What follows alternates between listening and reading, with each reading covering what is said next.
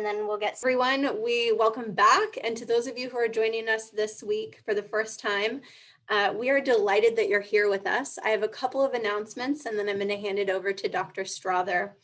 For those of you who are completely new to our Ag Forestry Network, we would love the opportunity to connect with you next Wednesday, right after this webinar. So not even a new link, we're just going to stay on. We're going to do an information session. We would love to connect with you and share with you a little bit more about what we do at Ag Forestry and about our leadership program.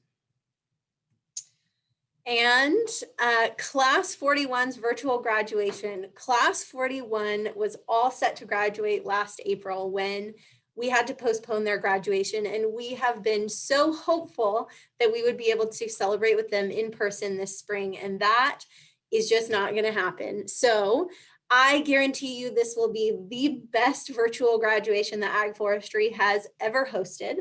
I hope you will join us. You will have the opportunity to hear from members of the class. They are going to present the Stu Bledsoe Award to their chosen recipient. And we're also bringing in entertainment from the Peterson brothers. So that is all happening from 6 to 8 p.m. on April 16th. You can get more information, all the details, and purchase your tickets at agforestry.org. Right when you land on our website, you're going to see that exact picture of Class 41 smiling at you. And all the details are there, including we can't do a plated dinner all together in one room, but we can have baskets in our homes full of goodies and beverages and door prize tickets, all the stuff we need to have a great experience together. And if you would like to make sure that your basket gets to you in time to open it and have it during the event, we need you to purchase your ticket by March 21st. So I hope to see you there, and I hope that you will have your basket with you. And the last announcement I have, I want to share with you guys about the rest of our 2021 webinars. So at Ag Forestry, our mission is to cultivate leaders who communicate, collaborate, inspire, and serve. And those 4 core competencies are the focus of our 2021 webinar. So you are here with us today in the middle of our communication webinars. It's a 4-week series, and we're going to follow that same structure for 2 more parts of this year. In April, we're going to do lunches on Wednesdays. Again, we're going to do a collaboration series, and we have partnered with the William D. Ruckelshaus Center for this. The Ruckelshaus Center is a collaborative public policy effort between Washington State University and the University of Washington. So similar to this series with Dr. Strother, we'll build on our collaborative competencies over the 4-week series. And then we hope that you'll spend your lunches with us in June as well. Lisa Berglund from Gold Dog Media is going to help us unpack stories and why they matter and how we tell them in a way that inspires action and service. And so whether you're trying to inspire a shared vision with your team at work or in your community or across the globe, Lisa is a phenomenal storyteller, and she is going to let us in on some of her tips and tricks and even do some case studies of some real life ag forestry examples with us. So you can find more information and register for our future series at agforestry.org/webinars, and we hope to see you there.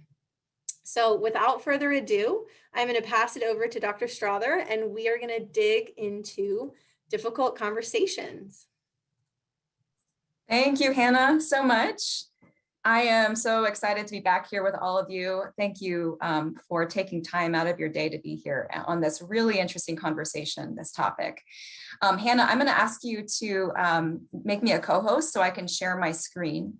And I just want to start by reflecting a little bit, because we've spent the last 2 weeks in these webinars thinking about emotional intelligence and how our own self-awareness and how our self-regulation or our coping skills and how our empathy can really impact our relationships.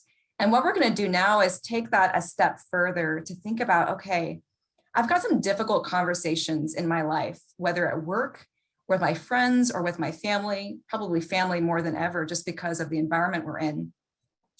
And so we're going to start to unpack, how do I use those better emotional intelligence skills to have a better relationship in terms of difficult conversations, how to get through those and have a good outcome.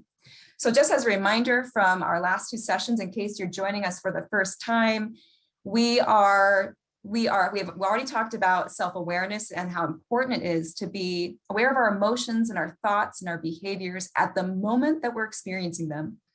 We've talked about regulation in terms of the ability to cope with stress in meaningful ways and healthy ways without burdening other people. And then empathy, which is that ability to really understand or recognize what someone else is going through and to have compassion for their experience, to kind of enter into their feelings. So that's the foundation with which we are going to go into our conversations today. I want to take you back to a situation.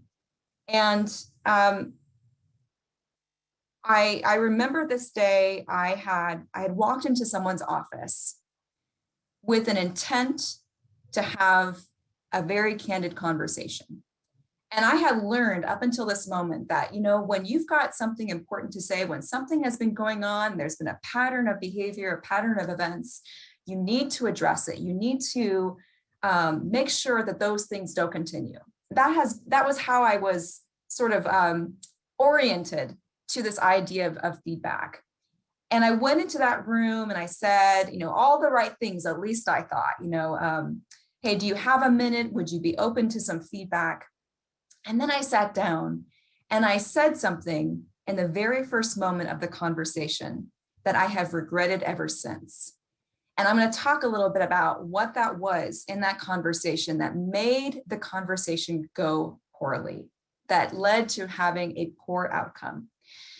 So we're going to focus on today is in courageous conversations. There's many different types, but we're going to talk about behavior. How do you address someone's behavior through candor, curiosity, and compassion? Because I really believe that those three things are absolutely essential to have a good outcome and to have a better relationship through the conversation. Now, we all love Dilbert, maybe love or don't love Dilbert, but I love this particular comic because I think it wraps up the fear and the struggle that so many of us have, which is criticize the behavior, not the person. Yes, yes. And then the person says, the email you sent to everyone looks as if it had been written by a monkey on crack.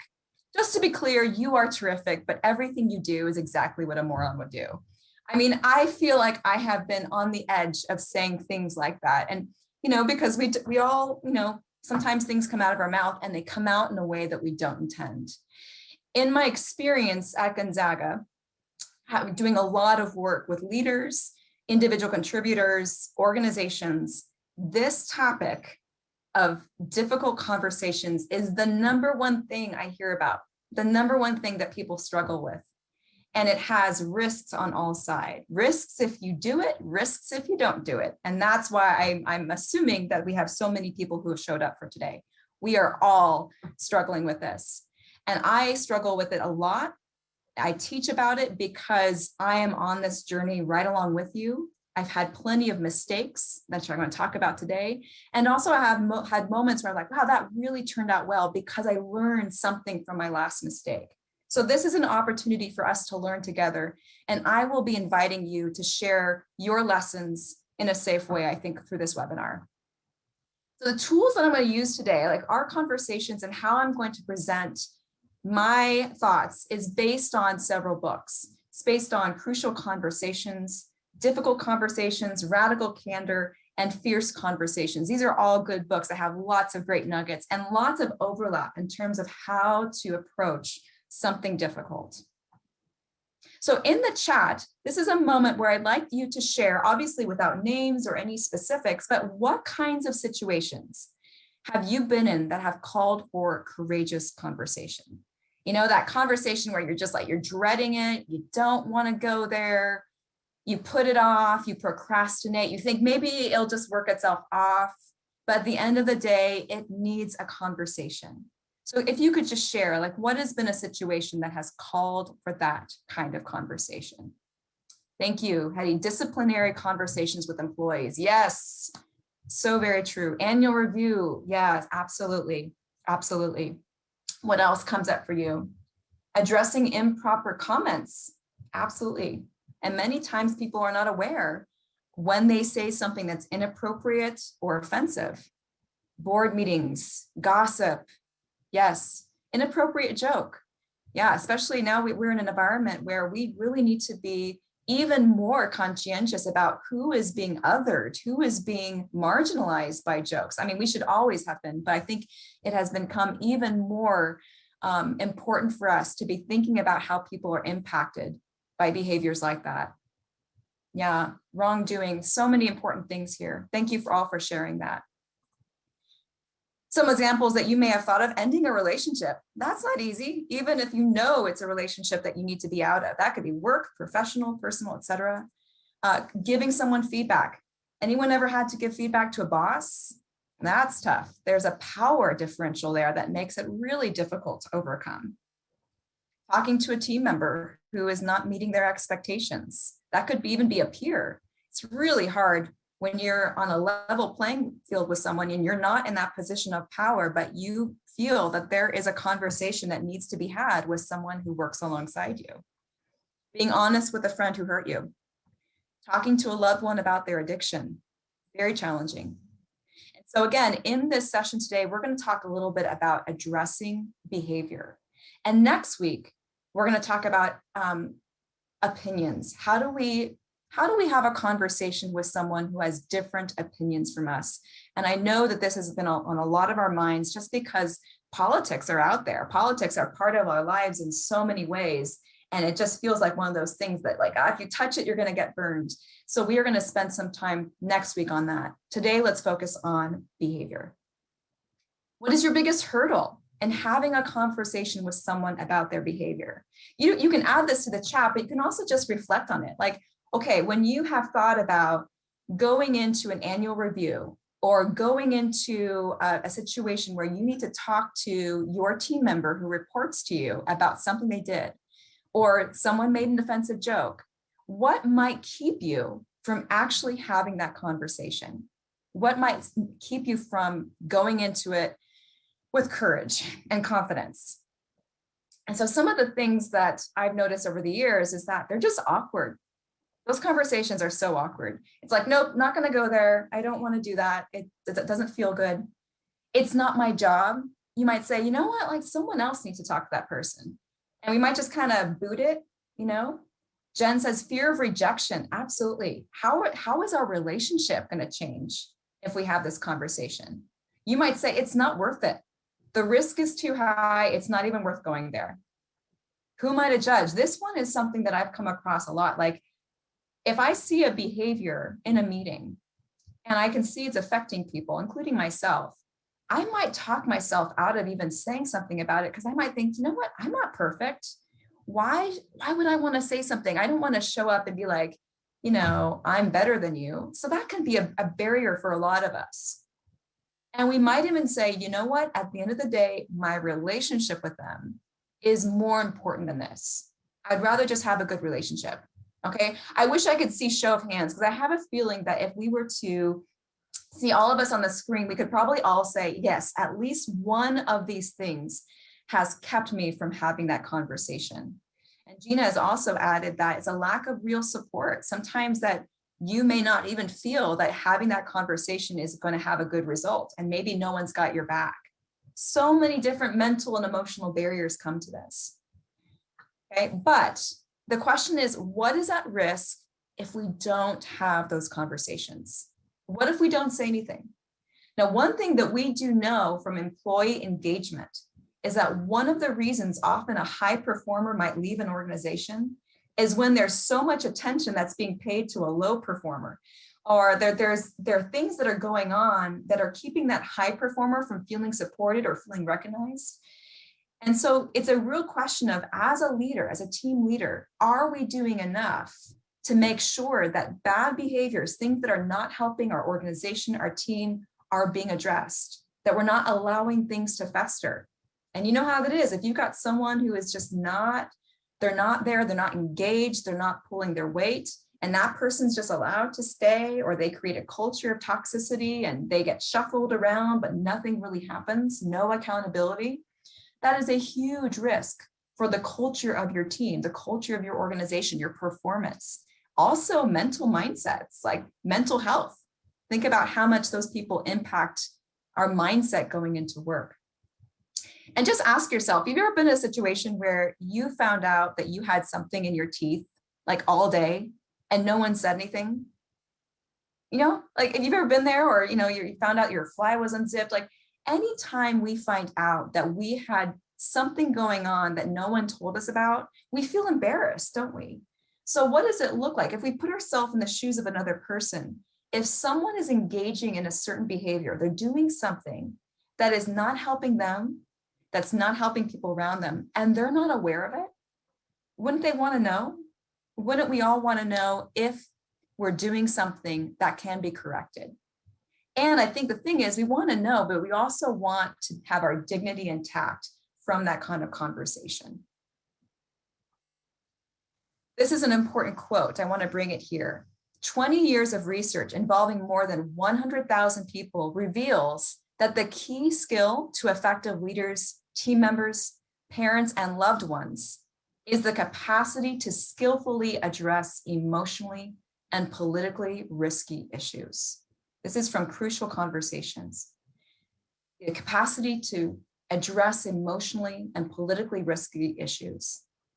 This is so crucial, the ability to communicate those hard things. So let's talk about what that looks like. I want to first describe my own progression with this topic, because it's kind of gone like this, to be honest. I mean, I remember the day, you know, of this feedback sandwich. You all remember the feedback sandwich, where you say something positive, you give that positive feedback, and then you slip in something that's constructive, maybe a little negative, and then you finish it with the positive feedback. And the whole challenge of that, even though it was like a great model apparently in the 90s, is that it's kind of been debunked, because the problem is that you're basically you're almost like slipping in something that's constructive and not giving it focus and attention. And it's almost an artificial way of trying to help someone grow. It's easy for someone to just walk away and be like, wait, what did I need to fix? Because it sounds like they're really happy with me, but I also have something to fix. So this one has kind of been debunked, the feedback sandwich. I also recall about, maybe 8 years ago, I went into a training session on difficult conversations. And the person in the room kind of laid out a very formulaic way of giving feedback. You do this, you do this, you do this, you do this, you do this, right? And I walked away like, oh man, that's great. I've got a model. I'm going to do that. Yes. I also discovered that that person's way of presenting that feedback, a valid model, was not always going to work, because it didn't always take into consideration what the other person needed. I also discovered it was this kind of a masculine approach, and males and females, studies show, have different needs and different ways of communicating. Women tend to communicate with an intent for connection. You know, me too. Oh, I know what you're talking about. Female has more, the feminine communication pattern has more of a need for connection. The male, or the masculine communication pattern, tends to have more of a need for control or assertion, like logic, control, assertion. Not to say either one of those are bad, but they are different. They are different patterns. And by the way, a woman can have a more masculine pattern. A male can have a more female or feminine pattern. So there's no like concrete way of looking at it. But when I was following this step-by-step process, I realized is that I was kind of following a masculine communication process. And what I have since learned is that I still have these steps, which I'm going to share with you. But at the end of the day, what helps me the most is to be able to think more clearly about the other person, what I know about them, what I know about our relationship, the context around us, so that I have the ability to shape a conversation in a way that meets them where they're at. That has been my own progression, taking all these tools and finding something that works for the person who I'm going to talk to. Does that mean it always goes well? No. And so that's every time you have a conversation, you learn, you pick up those data points, you learn, and then you grow your muscle so that as you enter into more conversations, you're getting more confident because you can recall ways that you've experienced things in the past. It really is a muscle. So I think about this. This is like before, like you may have never had a difficult conversation. You may have no need. That would be great, right? Most of us, that's not the truth. But before you even have the situation where you need to give feedback, it's important to think about what are we doing in our organizations now to create an environment that is feedback friendly, or a place where you can have an honest conversation and have it go well. So here's a few things that I would encourage all of us to think about. One is that when you've hired a new person, actually talk about giving and receiving feedback. I remember I asked a new hire about 2 years ago, how do you like to receive feedback? And that person said, oh yeah, really directly. I really appreciate it if someone's just honest and straightforward. Now, a lot of people might say that. So you might even want to get more specific and say, hey, I like to give feedback, but I also want to know what works for you. Can you tell me about a good experience you had receiving feedback and then a not so good experience? And that specific kind of question can help you understand better how that person receives information.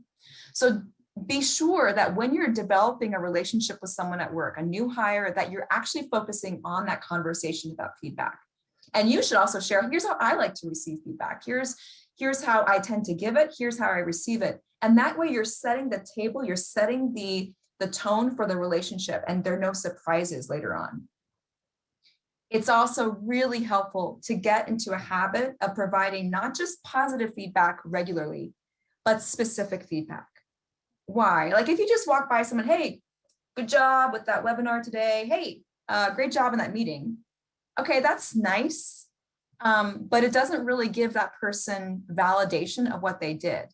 But if you said, hey, you did a great job in that webinar, the way that you answered those questions with really specific examples and the way that you facilitated people's comments and questions, like that was just skillful. I really appreciated the way you did that, and I learned something from it. That's very specific feedback, and that tells the person that you're paying attention to the good work they're doing. And the benefit of that is that when you then have something constructive to say, that person has this knowledge that you're coming to them already with rapport and that respect. We don't necessarily lose respect just because we get constructive feedback. Not if we know that that person already sees us in a very positive light. And then invest in your relationships.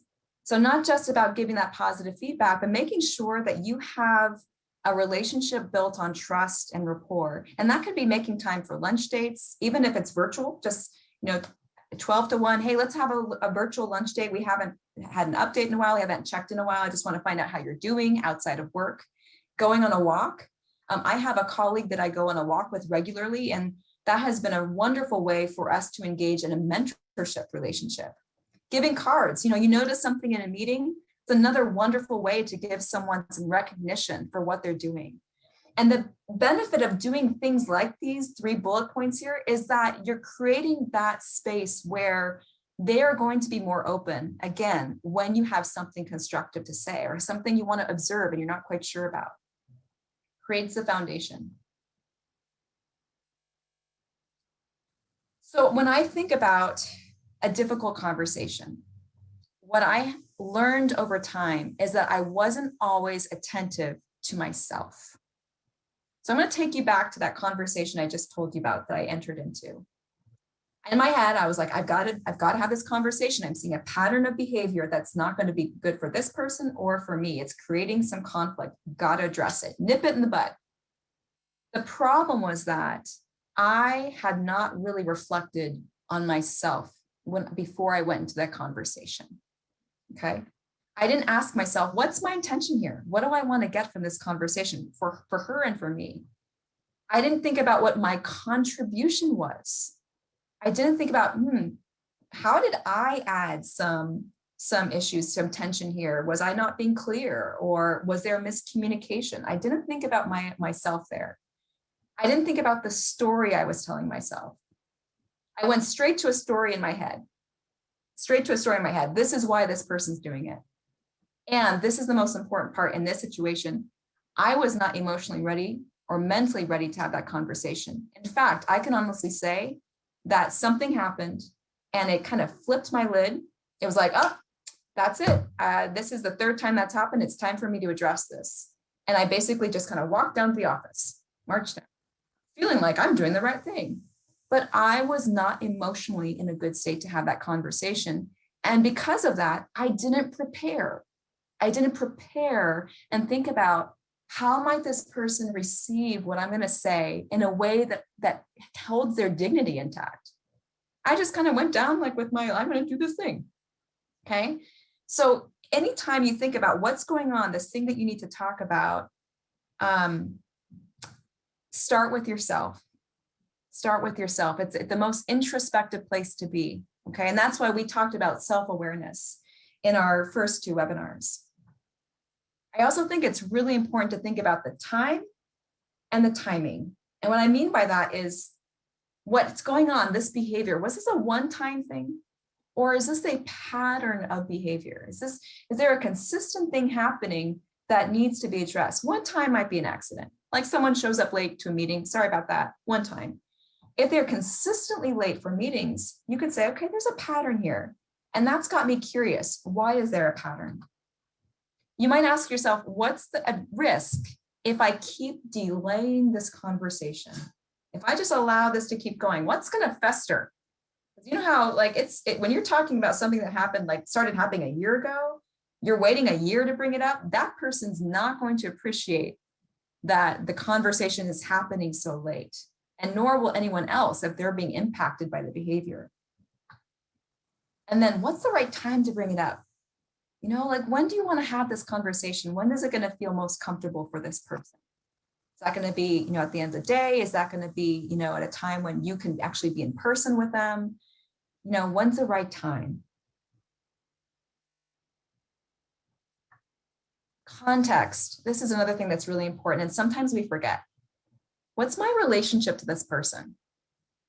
Okay, I have to think to myself, do I have a relationship built on trust where this person will know that if I'm giving them this constructive feedback, it's coming from a good place. It's coming from respect and good intent. Because if not, I am probably not the right person to have that conversation. And sometimes, you know, there is someone that needs to do that. I've been in a situation where I've said to someone, you know what, I understand that you're concerned about this person's behavior. And because of your relationship, because you are the supervisor, I think that you're the right person to address this. So sometimes you do have to kind of make sure that it is the correct person who is addressing it. Think about gender. And I say that because, and not in a sexist way, but that gender does often impact the way that we hear information or the way that we communicate. One of the many studies has shown that males, tend to kind of get over tough conversations or difficult interactions in the workplace more easily than women. You know, that kind of old sort of stereotype about guys going out and playing golf or having a beer, it's actually pretty much true. There is research to show that women do not as easily get over kind of those tough conversations. And so for that reason, you might want to think about like, okay, if I need to have this conversation with this person, what do I know about them in terms of how they show up with their gender or their gender patterns of communication that are going to make a difference in this conversation? I think about, I had two colleagues, and I had one instance with one colleague who really preferred very direct communication, direct feedback. And he sought it out, and he was never put off if I gave him direct feedback, which I've done, I think, twice. And in fact, I felt like our relationship grew because I delivered some, I think, constructive, candid feedback about something that happened in a meeting. He and I grew from that. I had another colleague, a male colleague, who, in hindsight, I can say did not or was not in a position to receive direct feedback in that way. And I think that I learned that that person has more sensitivity to feedback. I know that now, but at the time I didn't think about that very clearly. And as a result, when I gave feedback to that person, I would say our relationship grew apart. So I can come back to that more later. Another thing to consider is the cultural context. And I'm not just talking about, say, like in a, you know, you might be in a different nation, whole different ethnic culture, but even your workplace culture. That can have a lot to do with how people give feedback. I think about some organizations where they have thrived in the space of candor and they've created values that uphold the ability to have difficult conversations. And therefore it's a norm, it's normal to be able to say to someone, hey, can I talk to you about something? It's kind of bothering me. Whereas in other cultures, some workplaces just haven't gotten there yet. And the idea of approaching someone with a difficult thing on your mind, that can be kind of out of place. And you might have to approach it with a little bit more softness.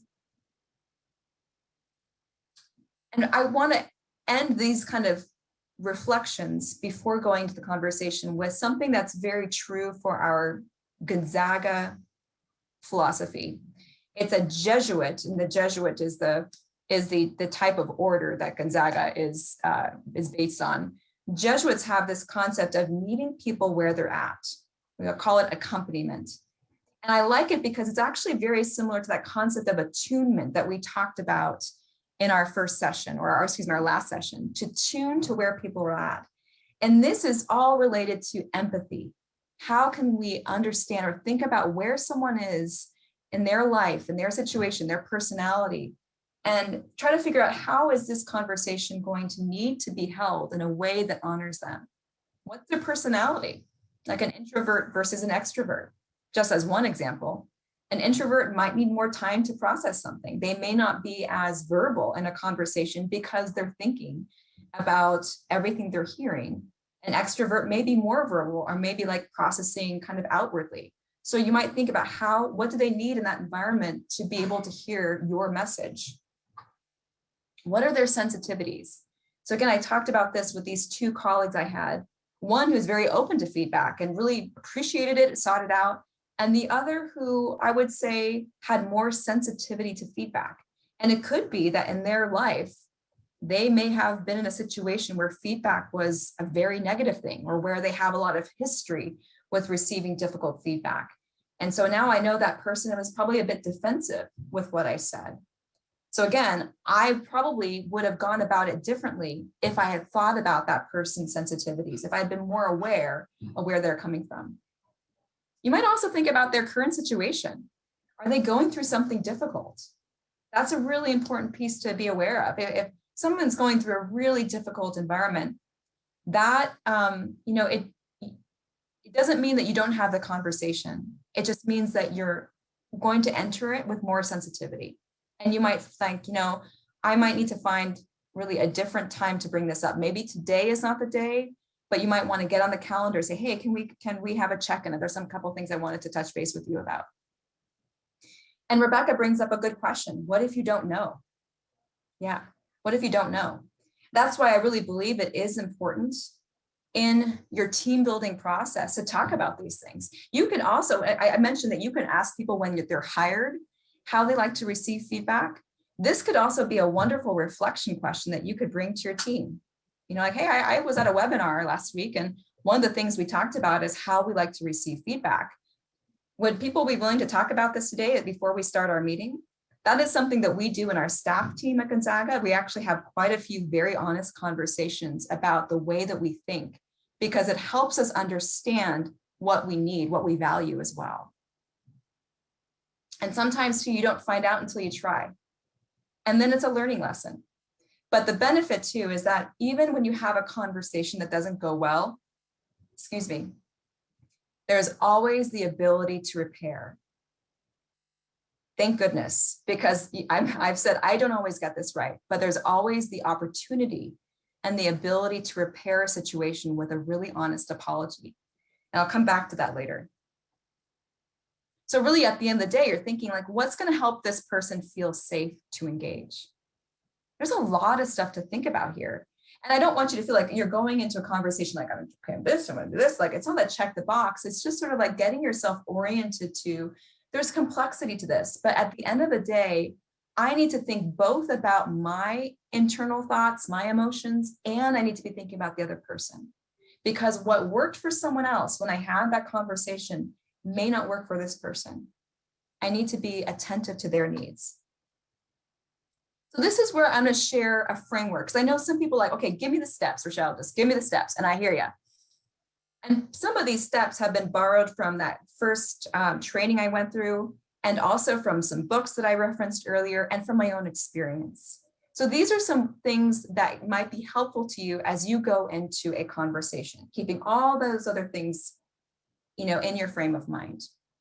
And again, this is about behaviors. So let's think about this in terms of, say, a coworker, a colleague, and something that happens, and now you want to approach the situation. One is to make sure there's privacy. That is really important for maintaining someone's dignity and to have respect for them. To ask permission. Sometimes that may not be the right time too. You might say, hey, do you have some time? And would you be open to some suggestions, or would you be open to some feedback about something? Can I talk to you about something? Observation. And this is really important because observation is about noticing something that happened without necessarily judging what it means. Noticing that something happened without judging what it means. Curiosity. To show that curiosity, like, I want to understand what was going on. I saw this and I want to understand what was behind that. Examples. And this is sometimes people are like, they don't get it. And you might bring something up and they're not with you. They don't remember it. They don't see it that way. And you might need to give an example so that you can almost replay it for them, like with a video camera, so they can see it through your lens. The impact. What was the impact that they had on you or on others from that situation? What is your intention? Why is it that you're bringing this up? What is that good intention that you have for them? And what are you asking from them? What is your need? What is your team's need? What do they think about it? And finally, to thank them. Is this going to work all the time? No, absolutely not. Absolutely not. And as someone points out in the chat, you might have a situation where you can't have privacy. You might have a situation where you need to have HR there. You might have a situation with someone who really does not care about their job, who really does not care. And that is a whole other, that's then like the accelerated issue, like where, okay, you're going to need to have more support there. HR, you might need to have union reps, like it goes down that line. But what I'm talking about here is if you notice something early on, you want to have conversations early so that things don't fester, so that things don't get to a place where you now have to bring in more support. And to create that culture where it's possible to be able to have these conversations without the fear, like, oh my gosh, I might lose my job. Oh my gosh, I may be put on a performance plan. Create that culture where it is normal and it is also positive to talk about the ways that we impact each other. Let me share some examples of what some of these things might sound like in a conversation. Can I talk to you about something? I noticed this, notice a behavior. And, I'm wondering, and this might be a part where you say, like, I'm wondering, is there something going on? Like, this doesn't seem like you. It's just a place of curiosity. For example, when you came to yesterday's meeting an hour late, you logged in right after we had finished talking about this and this. I remember thinking, like, that's kind of odd for you. You don't normally do that. But then I realized that that's been happening for the last 3 weeks. And the story I told myself was that, maybe you didn't want to be there. Like maybe there's something that about this staff meeting that you don't value. I told myself a story that you no longer value being part of the team, but that's just my story. That's why I wanted to talk to you about it, to find out what's going on. And I'm bringing this up because I'm worried that maybe people no longer see you as being an active member of our team. And I'm worried that there's going to be this division that happens in our group. Going forward, would it be possible to? Like, what am I requesting of this person? What do you think? And at the end, thank you. Now, is this like a standard model? A standard model? No, but there's a ways to think about it. And I have found over time that when I enter into a conversation, I usually have a story in my head. I have created a whole judgment about what's going on. And then typically I discover that there is a backstory, there is some other context that's really important that helps me understand the situation much better. And that's what I want to talk about. So this is a case of a person named Lori and the phone. So I I was the president of Gonzaga's staff assembly, which is kind of like a union for Gonzaga. We do not have unions, but the staff assembly is the body of 800 or so employees that advocates for staff issues. So I was in this position for 2 years, and we had a board, and there was someone on our team. And I think we're about 4 months out or so from the end of our term. And you know how it is, like when you've been in a term for a while, you're sort of like, okay, get to the finish line. I can get to the finish line. Let's just do this, right? Well, in one of our meetings, our board meetings, I recall that this person named Lori, who had always been a very active, engaged person within our group. Sorry, my dog is pawing at the door. This person named Lori, always active, engaged. In this meeting, she was on her phone a lot. So she was like sitting at the table with her smartphone, and it appeared that she was just scrolling. And I remember just being a little bit distracted that day because it was very unlike Lori to be doing that on their phone. She was normally, right there with us. And I just kind of wrote it off. I thought, you know what, that's just a one-time thing. She doesn't normally do that. But then the next meeting, again, Lori was on her phone. And this time it really bothered me because I actually saw people watching her. And it was very apparent because we had students that were presenting at that meeting and they were right in front of her. And so here you have these nervous undergrads presenting to adults, and you have this one staff member who's like sitting there with a student there and just scrolling. And I thought, this is not good. And even though I only had a couple months left on my term at that point, I thought, you know what, this is something I need to bring up, because what if Lori is doing this in other circumstances? What if she's not aware of the impact that she's having on our group? We were feeling like Lori had checked out. Lori no longer cared. That was the story going on in my head. So in this case, I decided to call her. I decided this is a phone call. And sometimes you have to make that call. Is this a phone call? Is this an in-person kind of a thing? Is this a Zoom thing? But I decided to call her. I said, hey, do you have a few minutes? And she said, yeah, what's up? I said, I wanted to just check in with you because, in the last meeting and the meeting before that, I noticed that you were on your phone quite a bit. And that's really unlike you. And I just wanted to check to see if everything was okay. And she goes, oh, yeah, everything's fine, but I don't think I was on my phone. I'm pretty sure that I was not. And that's this moment where you have to, give an example so they understand it. I said, well, the thing is that I found myself distracted because I was noticing that you were sitting right in front of our students yesterday. And when they were presenting, you had your phone out and it looked like you were scrolling. And I just found that I was distracted. I was worried that the students were feeling like they weren't being listened to. Do you remember that? And she goes, oh, you're talking about my fidget spinner. I'm like, huh?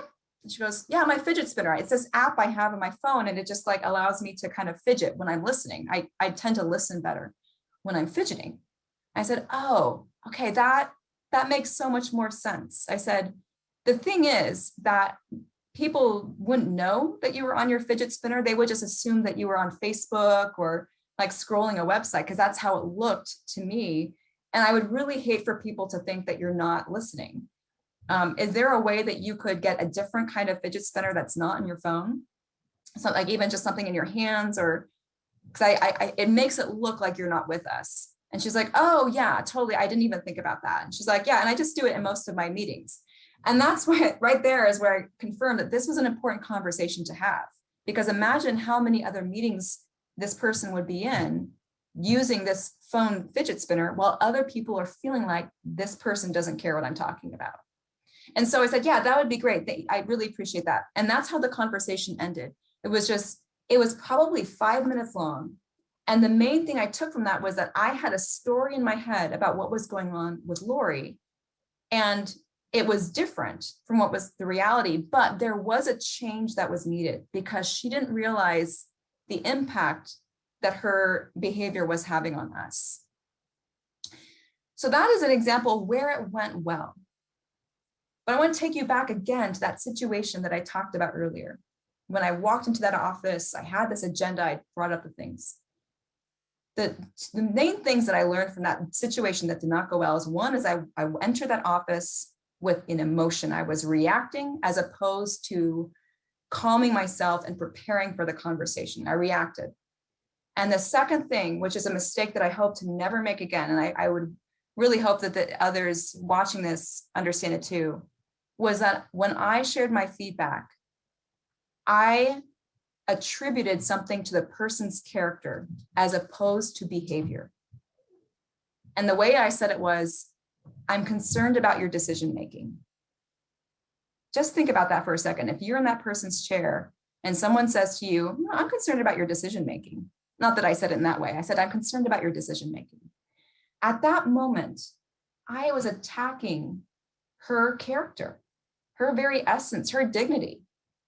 And I didn't even think about in that moment how that might have landed. It was only later that I realized that. I could have said, you know what, I've noticed some things that are happening and I'm kind of confused. Can we talk through them? That would have been a way to approach that. But instead, the very moment I opened my mouth, I created a situation where that person went like this. And it was an emotional conversation. 10 minutes, not long, but emotional. Did I have a right to bring up my concerns? Absolutely. But the way I did it was not good.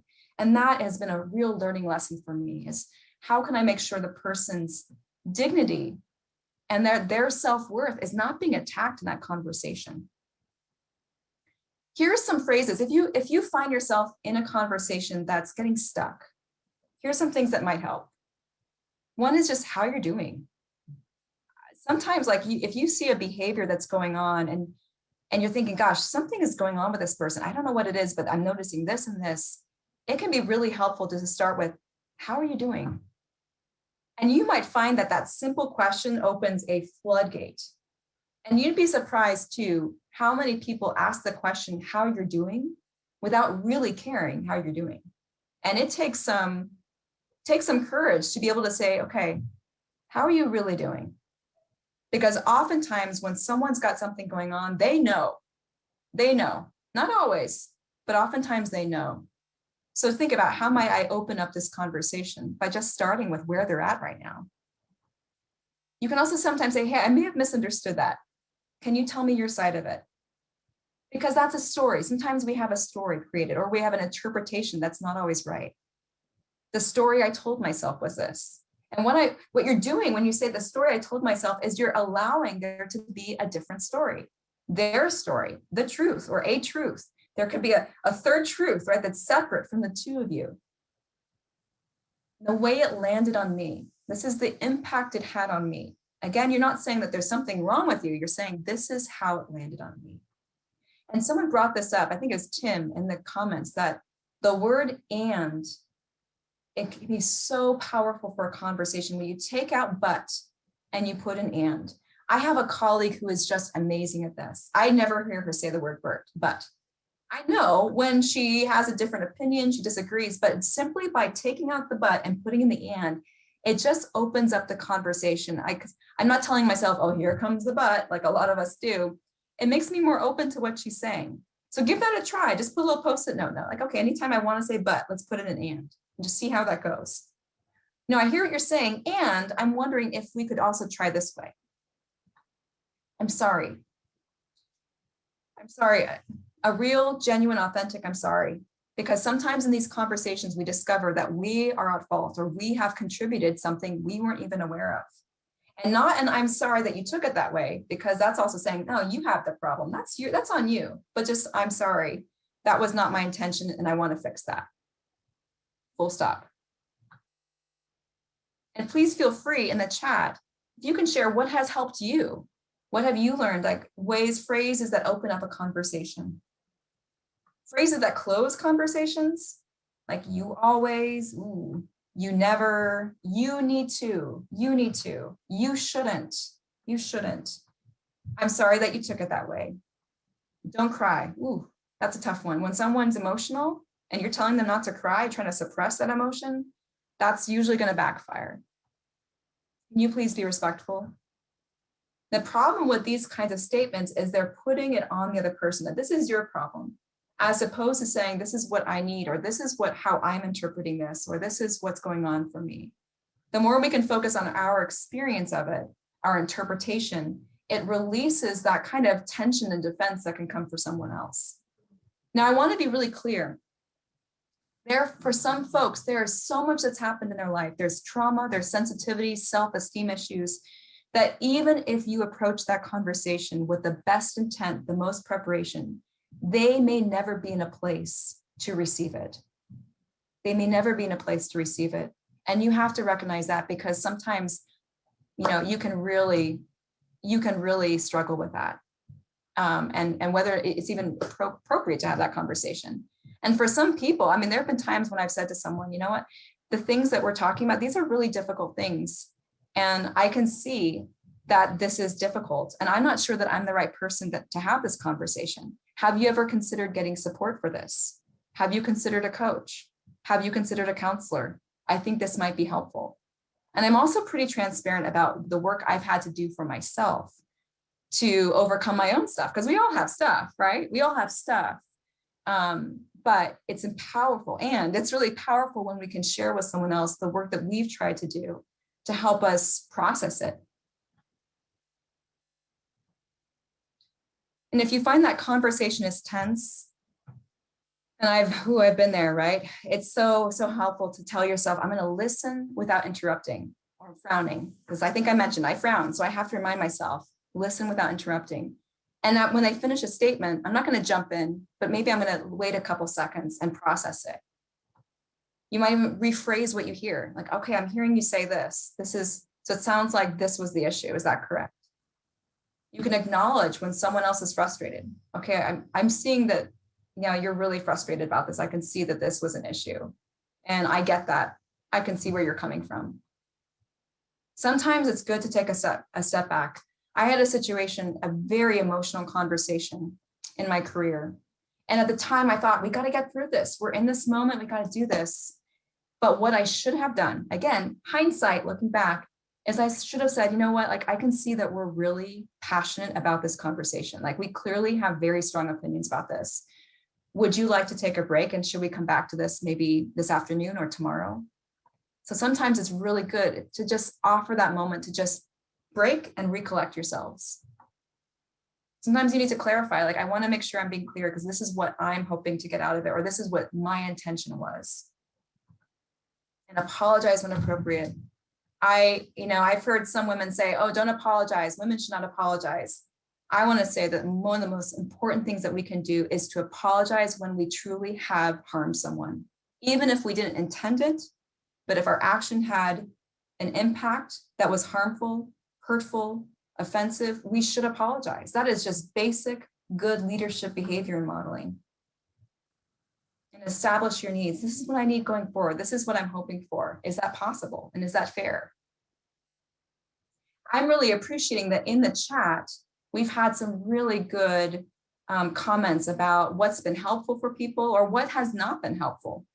And I want to ask that in the comments, could you share tips? What have you learned? What have you learned the hard way? What have you learned perhaps the easy way? This is a crowdsourcing space because I'm only one person and I only have my experience, but we have 84 people who have probably had difficult conversations that have gone well and not well. And Jean Frost has a really good one. Jean says, tell me more about that.